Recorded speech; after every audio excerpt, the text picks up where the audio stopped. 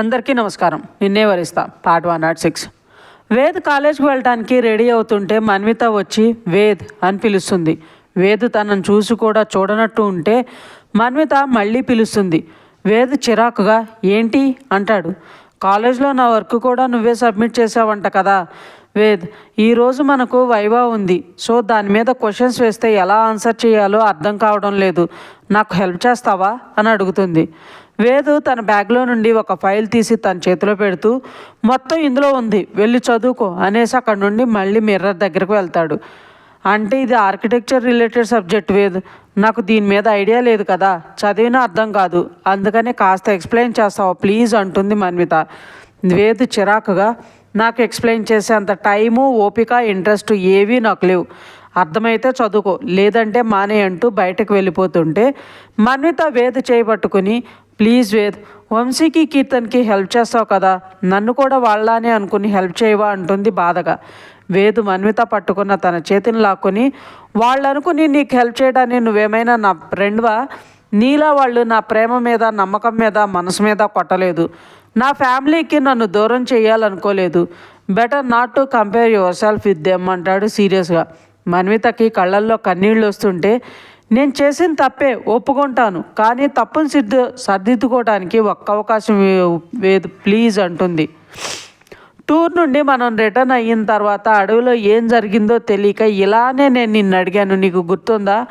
ఆ రోజు ఎంత అసహ్యంగా చూసావు నన్ను, అయినా నీ కోసం నీ ప్రేమ కోసం పిచ్చోళ్ళ తిరిగాను నీ వెనుక, అలాంటి నా ప్రేమని ఒక చేతకంతనంలో నువ్వు అనుకుంటూ నీకు నచ్చింది చేయాలని చూస్తుంటే నేనెలా నిన్ను నమ్మి నీకు అవకాశం ఇస్తాను అనుకున్నావు? ఇప్పటి వరకు నన్ను నా ఫ్యామిలీని విడదీయాలని చూసావు, మా అన్నయ్య బాధపడుతుంటే చూసి ఆనందించాలనుకున్నావు, మీ మధ్య ఏం జరిగిందో నాకు తెలీదు, మా అన్నయ్య మీద కోపం ఎందుకో కూడా నాకు సరిగా తెలీదు, కానీ తను చేసిన తప్పైనా ఒప్పైనా తను నా అన్నయ్య, ఆ ప్రేమ ఎప్పటికీ అలానే ఉంటుంది తన మీద, నన్ను మా నాన్న కంటే ఎక్కువగా చూసుకుంటూ నన్ను ప్రతి విషయంలో ఎంకరేజ్ చేస్తూ వచ్చాడు, మా అన్నయ్య ఇచ్చిన ప్రోత్సాహంతో తను నా మీద పెట్టుకున్న నమ్మకంతో ఒక డిజైన్ చేశాను, అది చూసి చాలామంది నాకు ఆఫర్స్ ఇస్తున్నా నన్ను ఒక స్థానంలో నిలబెట్టాలని నా కోసం ఒక కంపెనీ స్టార్ట్ చేస్తుంటే తనని కాదని నీ కోసం నీ బాధ చూడలేక మీ అమ్మగారి కోసం ఆ ప్రాజెక్ట్ని ఇచ్చేశాను, అది తెలిసి కూడా మా అన్నయ్య నన్ను ఒక్క మాట అనలేదు, దాని గురించి కూడా నన్ను అడగలేదు, అది మా అన్నయ్య అంటే, అలాంటి ఆయన మీద నువ్వు కోపం ద్వేషం పగ పెంచుకోను, ఇదంతా తెలిసి కూడా నువ్వు చేయాలనుకుని మర్చిపోయి మళ్ళీ నిన్ను నమ్మి నీకు అవకాశం అనేది ఇస్తే ఈసారి ప్రాణాలు తీయడం వరకు వెళ్తే అప్పుడు తమ్ముడుగా నేను ఓడిపోయినట్టే అంటాడు. మన్విత బాధగా నేను మరీ అంత దారుణంగా చేస్తాను అని అనుకుంటున్నావా వేద్, నా తప్ప అందరి ముందు ఒప్పుకుని బావగారిని క్షమించమని ఆయన కాళ్ళ మీద పడి అడుగుతాను వేద్, నా తప్పుకి నువ్వు ఏ శిక్ష వేసినా భరిస్తాను, కానీ నీ కళ్ళల్లో నా మీద అసహ్యాన్ని మాత్రం చూడలేను వేద్, నాకు నువ్వు కావాలి, నీ ప్రేమ కావాలి, నీ మనసు కావాలి, ఇన్ని రోజులు నీ ప్రేమను గుర్తించలేని గుడ్డిదాన్ని అయ్యాను, కానీ ఇప్పుడు మనస్ఫూర్తిగా నిన్ను కోరుకుంటున్నాను వేద్ అంటుంది. నాకు కాలేజ్ టైం అవుతుంది, నేను వెళ్తున్నా అనేసి ఇంకేం మాట్లాడే అవకాశం ఇవ్వకుండా అక్కడ నిమిషం కూడా ఉండకుండా వెళ్ళిపోతాడు వేదు. మన్విత ఏడుస్తూ వెళ్తున్న వేదునే చూస్తూ నేను నీ మనసుని ఎంత విరిచేశానో అర్థమవుతుంది వేద్, నేను ఎన్ని అన్నా ఏం చేసినా నా మీద ప్రేమతో నువ్వు నన్ను ఎప్పుడూ విడిచిపెట్టలేదు, అలానే ఇప్పుడు నేను కూడా నువ్వు ఎన్ని అన్నా ఏం చేసినా నిన్ను మాత్రం వదిలిపెట్టను, నీ కోసం నీ ప్రేమ కోసం నేను వెయిట్ చేస్తూనే ఉంటాను, నీ ప్రేమని నమ్మకాన్ని గెలవటానికి ఏం చేయాలో అవన్నీ చేస్తాను, love you so much Ved అనుకుంటుంది మన్విత. ఆద్విక్ తన మీద చూపించిన ప్రేమతో అలసిన శరీరంతో ఫుల్గా నిద్రపోతుంది అన్విక. ఆద్విక్ మెలకు వచ్చి కళ్ళు తెరిచి చూసేసరికి పక్కనే అన్విక బెడ్షీట్ నిండుగా కప్పుకొని జుట్టంతా మొహం మీద పడి ఇబ్బంది పెడుతున్నా పట్టించుకోనంత మత్తుగా నిద్రపోతుంటే ఆద్విక్ అన్విక హెయిర్ని సెట్ చేసి బుగ్గ మీద ముద్దు పెట్టి మనసులో నీ నిర్ణయం నాకు కరెక్ట్ అనిపించడం లేదన్వి, రిత్విక్ క్యారెక్టరు బిహేవియర్ తెలుసు కూడా నువ్వు వాడికి రమణిచ్చి పెళ్లి చేస్తాను అంటున్నావు, వాడు మారతాడు అనుకోవటం నీ భ్రమ, వాడు నీ విషయంలో చేసిన నువ్వు మర్చిపోయావేమో కానీ నేను కాదు, అందుకే ఈసారి నేను అస్సలు రిస్క్ తీసుకోను, నేను కాపాడుకుంటాను రా అనుకుని ఫ్రెష్ అవ్వడానికి వెళ్ళిపోతాడు. ఆద్విక్ ఫ్రెష్ అయ్యి వచ్చిన అన్విక ఇంకా లేవదు. ఇంతలో అన్విక ఫోన్ రింగ్ అయ్యేసరికి తను డిస్టర్బ్ అవుతుందని ఫోన్ సైలెంట్లో పెట్టడానికని అన్విక ఫోన్ తీసుకుని అందులో డిస్ప్లేలో రిత్విక్ అని ఉండడం చూసి కాల్ లిఫ్ట్ చేస్తాడు. రిత్విక్ ఏంటి అన్విక గారు, ఫోన్ లిఫ్ట్ చేయడానికి ఎంత టైం పట్టింది మీకు? మా అన్నయ్య గారితో చాలా బిజీగా ఉన్నట్టున్నారు. మా అన్నయ్యని మంచం కూడా దిగనివ్వకుండా చేస్తున్నట్లున్నావు అంటాడు వెటకారంగా. ఆద్విక్కి రిత్విక్ మాట్లాడే మాటల కోపం అసహ్యం వస్తుంటే అసలు రిత్విక్ అన్వికని ఎందుకు కాల్ చేశాడో అని ఆలోచిస్తూ కామ్గా ఉంటాడు. ఒక మాట అంటేనే ఓ తెగ మీదకి వచ్చేది మేడం గారు ఇవాళ ఏంటో సైలెంట్గా ఉన్నారు. ఓ మా అన్న కాని అన్నతో నువ్వు బిజీగా ఉండి నీ చెల్లి కాని చెల్లిని నా నుండి ఎలా దూరం చేయాలా అని ఆలోచిస్తున్నావా? అంత కష్టపడకు, ఎందుకంటే ఇంకొక గంటలో రమకే నాకు శోభనం. దాని వెంట పిచ్చి కుక్కలా తిరుగుతున్నా అది నన్ను పట్టించుకోలేదు. అయినా దానికోసం నేను చాలా తగ్గి దాన్ని నేను ఒప్పిస్తే అదేమో ఇప్పుడు నన్ను కాదని నీకు ఇంపార్టెన్స్ ఇస్తూ నన్ను దూరం పెడుతుంది. అందుకే అది నాకు నచ్చలేదు. పెళ్ళైతే తాళి తీసి పక్కన పడేస్తుంది కదా, అందుకే దాన్ని నా సొంతం చేసుకుని నేనే తనకి దిక్కు అనేలా చేస్తా. ఇదంతా చేసా చెప్పొచ్చు, కానీ ముందే ఎందుకు చెప్తున్నానో తెలుసా? నీ వల్లే దానికి ఈ పరిస్థితి కాబట్టి.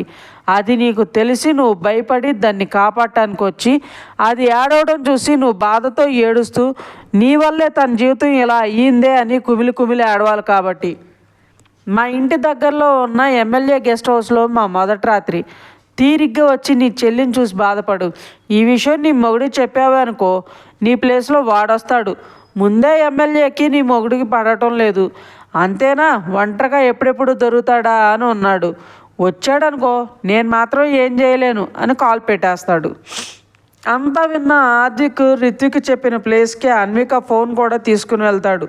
రిత్విక్ మళ్ళీ కాల్ చేస్తే అన్వికకు విషయం తెలిసి భయపడుతుందని, ఆ విషయం తనకు అసలు తెలియకూడదని తన ఫోన్ ఇంట్లో పెట్టకుండా ఎవరికీ చెప్పకుండా వెళ్ళిపోతాడు.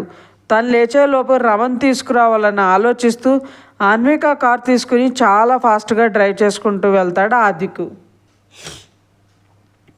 శ్రీనిక మార్నింగ్ లేచి రెడీ అయ్యి తలదూకుంటూ ఉండగా శివాంష్ అప్పుడే నిద్రలేస్తాడు. ఎదురుగా రెడీ అవుతున్న శ్రీనికను చూసి లేచి దగ్గరకు వచ్చి తనను హాక్ చేసుకుని గుడ్ మార్నింగ్ జాను అంటాడు. శ్రీనిక వెనక నుండే శివాంష్ చెంప మీద చెయ్యేసి నవ్వుతూ గుడ్ మార్నింగ్ శివ్ అంటుంది. జాను, ఇవాళ ఆఫీస్కి వెళ్దామా లేక మన ఇంటికి వెళ్దామా అని అడుగుతాడు శివ్. రేపు పండగ కదా శివ్, అందుకే రేపు ఒక్కరోజు గుండి వెళ్దామా మన ఇంటికి ప్లీజ్ అంటుంది శ్రీనిక. శివాంశు నవ్వి సరే నీ ఇష్టం, నేను వెళ్ళి ఫ్రెష్ అయ్యి వస్తా అని వెళ్తుంటే శ్రీనిక శివాంశు పట్టుకుని షర్టు పట్టుకుని సడన్గా లాగేసరికి శివాంశు కాళ్ళు తనకే తగులుకుని వచ్చి శ్రీనిక మీద పడతాడు. శ్రీనిక శివాంశు బరువు మైలేక వెనక ఉన్న సోఫాలో పడుతుంది. శివాంశు పైకి లేచి నీకు నా స్పర్శ నచ్చిందని చెప్తే అసలు వదలను కదా, దానికి ఇలా లాగడం దేనికి అంటాడు కొంటిగా. శ్రీనిక్ కూడా పైకి లేచి చిరుకోపంగా చూస్తూ అది కాదు, అసలు నేనే జాను అని నీకు ఎలా తెలిసింది అని తనకున్న డౌట్ ఎక్స్ప్రెస్ చేస్తుంది. శివాంశు తల కొట్టుకుని నిన్నంతా నా గురించి హితేష్ గురించి అడుగుతూ చెప్పేదాకా వదలకుండా మనకు దొరికిన మంచి టైంని వేస్ట్ చేసావు, పొద్దున్నే మళ్ళీ మొదలుపెట్టావా నీ ప్రశ్నలు అంటాడు. ఇది ఒక్కటే చెప్పు శివ్ ప్లీజ్ ప్లీజ్ అంటుంది. తర్వాత ఎప్పుడైనా చెప్తాలే కానీ అంటూ శ్రీనిక మరింత దగ్గరగా వచ్చి ముందరికి పడుతున్న తన జుట్టును వెనక్కి వేసి నడుము మీదకు ఉన్న పొడవైన జుట్టు, నీ కాటు కన్నులు, నీ చిన్ని నడుము ఇవన్నీ చూస్తేనే పిచ్చెక్కిపోతుంది. అలాంటిది నాకు ఇష్టమైన కలర్ చీర కట్టుకుని ఇంత అందంగా రెడీ అవుతూ నన్ను చాలా ఇబ్బంది పెడుతున్నావు జాను అంటాడు.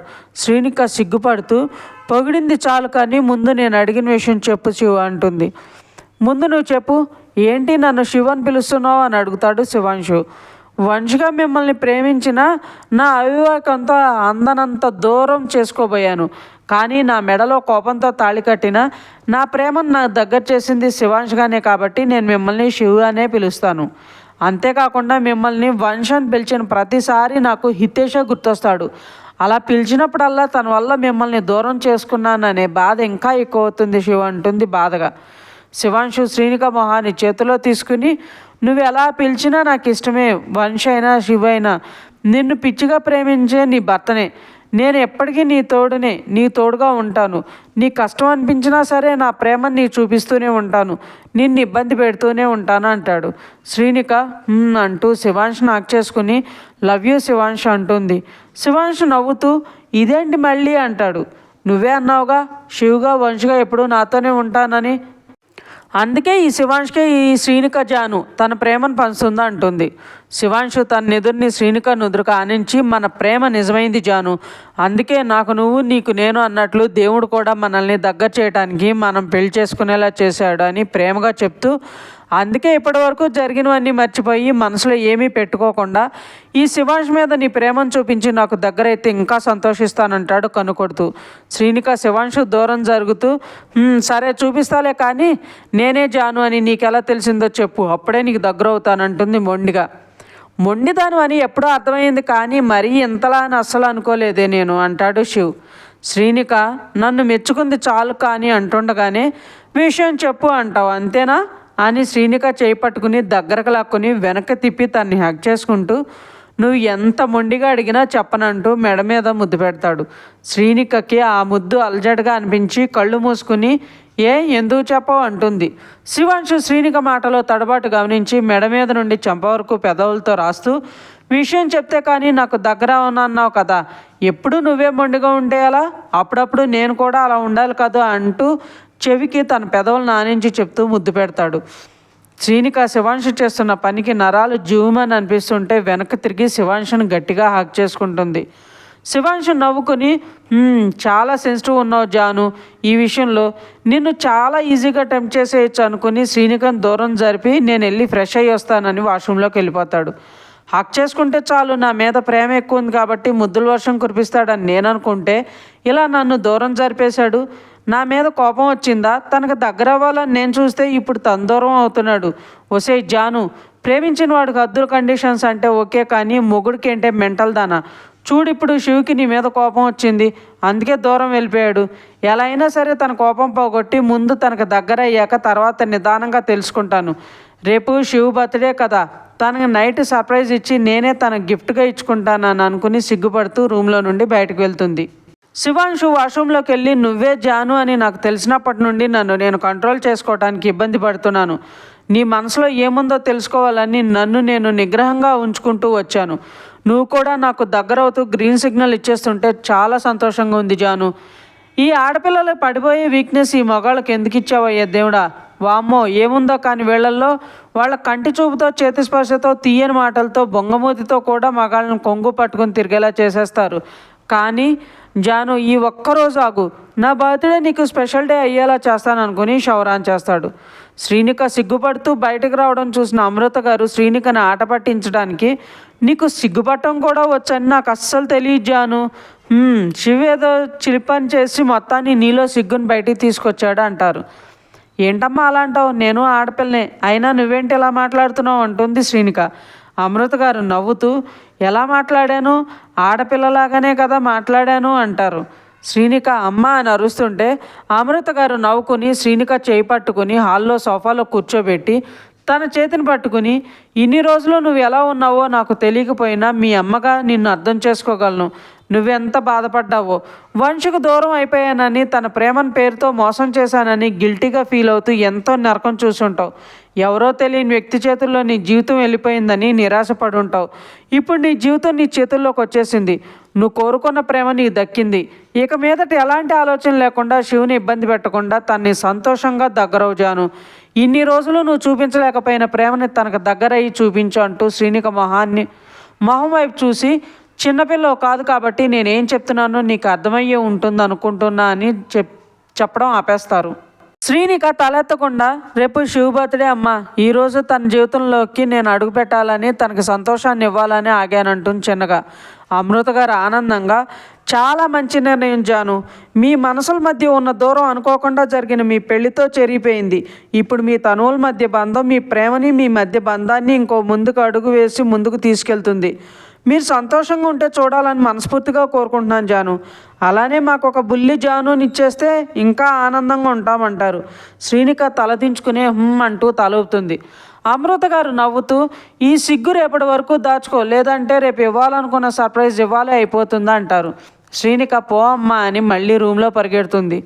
శివాంశ్ అప్పటికే స్నానం చేసేసి వచ్చి బెడ్ దగ్గరకు వెళ్ళి టవల్తో తలతూడ్చుకుంటూ ఉంటాడు. శివాంశ్ కాళ్ళ తడి నేల మీద ఉండడం వల్ల శ్రీనిక పరిగెడుతూ రావడంతో ఆ తడి మీద కాలు పడి జారి ముందున్న శివాంశ్ మీద పడుతుంది. అనుకోకుండా ఫోర్స్గా శ్రీనిక శివాంశ్ మీద పడటంతో శివాంశ్ బ్యాలెన్స్ తప్పి అలానే బెడ్ మీద పడితే శ్రీనిక తన మీద పడుతుంది. శ్రీనిక డైరెక్ట్గా శివాంశు టచ్ అవుతుంటే తనను తాను కంట్రోల్ చేసుకోలేక శ్రీనిక చుట్టూ చెయ్యేసి వెనక్కి తిరిగి తన మీద ఉన్న శ్రీనికని గట్టిగా హాక్ చేసుకుంటాడు. శ్రీనిక్ కూడా శివాంశు స్పర్శను ఫీల్ అవుతూ ఉండగానే శివాంశు శ్రీనిక మొహాన్ని చేతుల్లో తీసుకుని తన పెదవులను అందుకుంటాడు. శ్రీనిక్ కూడా ఆ ముద్దు జతగలుపుతూ శివాంశు సహకరిస్తుంటే శివాంశు మెల్లగా తన చేతులను కిందకు తీసుకెళ్లి నడుము దగ్గర చైర్లో నుండి చెయ్యి లోపల పానిస్తాడు. శ్రీనిక శివాంశుని గట్టిగా హాక్ చేసుకుంటే శివాంశు తన నడుమును గట్టిగా ప్రెస్ చేస్తాడు. ఇంకొంచెం ముందుకు వెళ్ళేలోపే శివాంశు ఫోన్ రింగ్ అయ్యి ఇద్దరూ తేరుకుని శివాంశు చేతులు తీసేస్తే శ్రీనిక టక్కుని పైకి లేస్తుంది. శ్రీనిక సారీ శివ్ అని బయటకు వెళ్ళిపోతుంది. శివాంశు తలకొట్టుకుంటూ, రే శివ్ ఏం చేస్తున్నావురా, తను ఫీల్ అయినట్టుంది, తను పూర్తి అంగీకారం లేకుండానే చాలా తొందరపడుతున్నావు అని తనను తాను తిట్టుకుని కాల్ లిఫ్ట్ చేసి మాట్లాడి పెట్టేస్తాడు. శివాంశు శ్రీనిక మొహం చూపించలేక అమృత గారితో ఆఫీస్ వర్క్ మీద బయటకు వెళ్తున్నాను అని చెప్పి ఆఫీస్కి వెళ్తాడు. ఇంకా ఉంది ఫ్రెండ్స్. మీకు ఈ స్టోరీ నచ్చినట్లయితే లైక్ చేయండి, సబ్స్క్రైబ్ చేయండి. ఇంతలా ఆదరిస్తున్నందుకు థ్యాంక్ యూ సో మచ్.